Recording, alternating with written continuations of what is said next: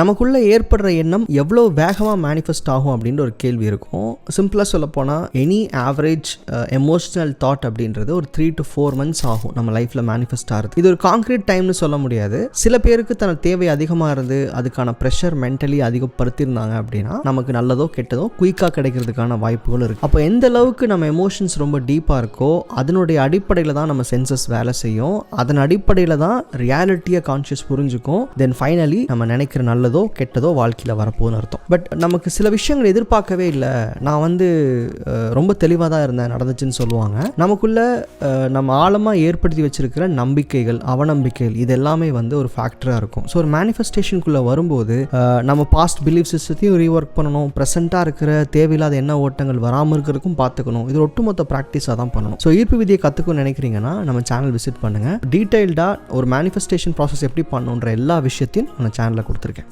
நன்றி.